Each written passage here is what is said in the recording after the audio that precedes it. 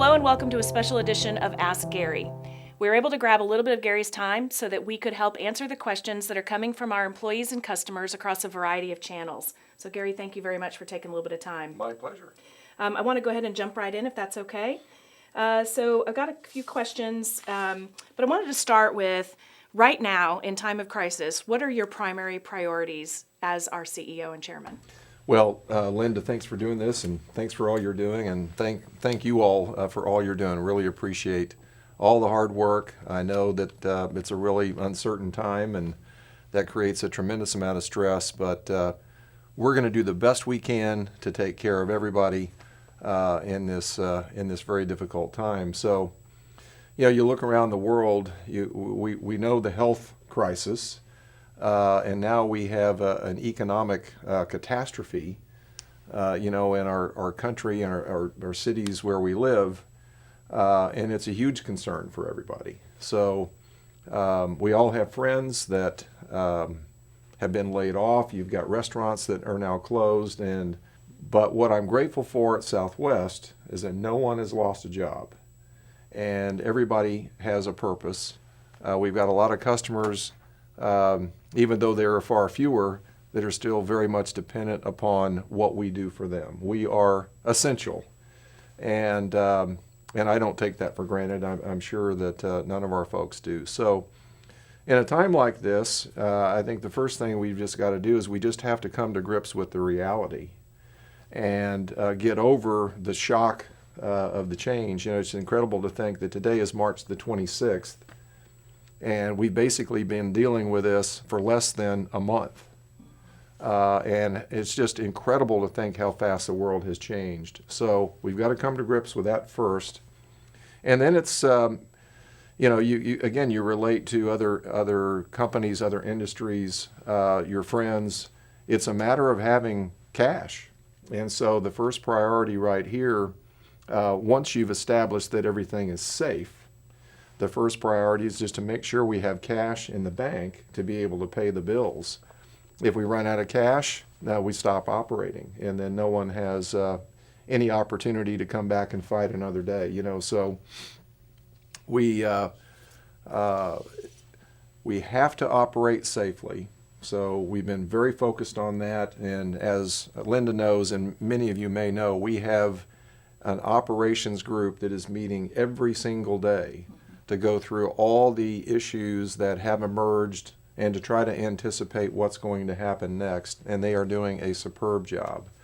Greg Wells has traditionally led that effort, and he's joined by Steve Goldberg, who I know most of our employees know and know well. So they're doing a fabulous job of leading that, and it goes all the way from, do we have enough supplies, to do we have air traffic control towers operating in Chicago. It just covers the gamut. So that is a very high priority.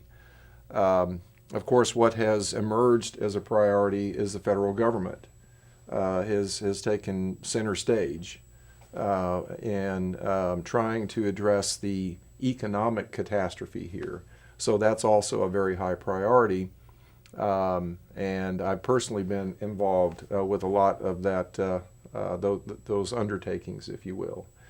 But, you know, the priority, first of all, is to take care of our people, you know, in those ways, and then to make sure that we as a company are taking good care of our customers and all of our stakeholders. We have a lot of people depending on us, and we're going to do the best we can to continue to be here for them.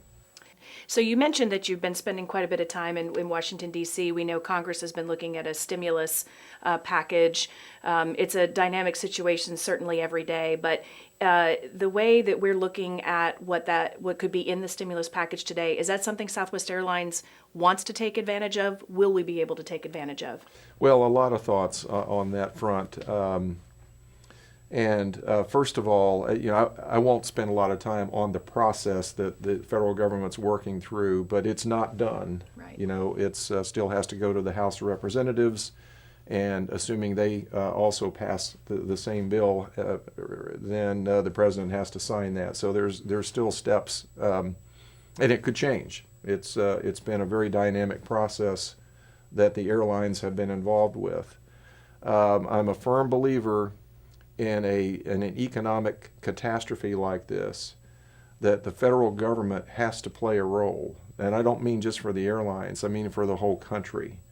When companies close and people can't consume, jobs are lost. So I think the statistic I saw this morning is that last week there were 3.2 million new claims for unemployment, which is by far a record in our history. So the government needs to flood the country with liquidity or cash to give people the means to get through this. Otherwise, you're just going to have bankruptcy after bankruptcy after bankruptcy. And that would be depression-like, so it is a scary scenario.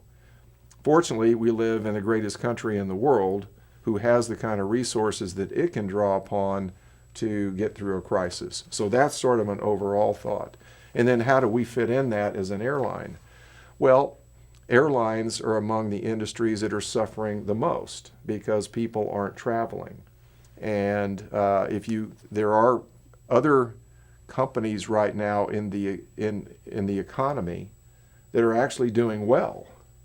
If you think about online delivery for products, Walmart stock I read last week hit an all-time high as an example.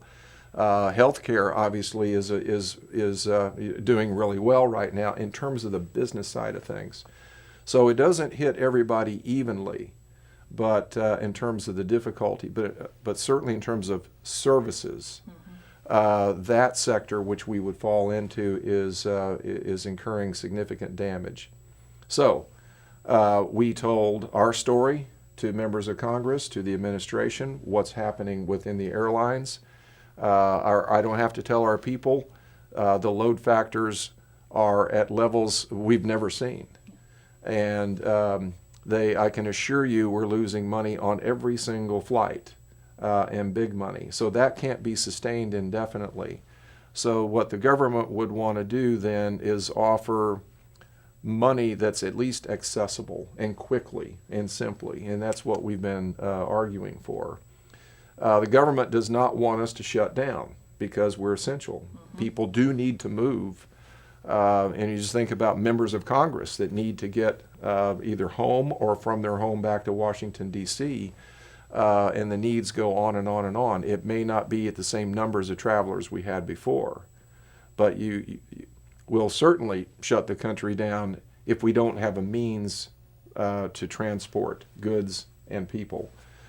So they want us to keep flying. And the other thing that the government wants in a scenario like this is to have people stay employed. And of course that aligns very well with what we want. We don't want to furlough anyone. We don't have any plans to furlough anyone. I can't promise that won't happen.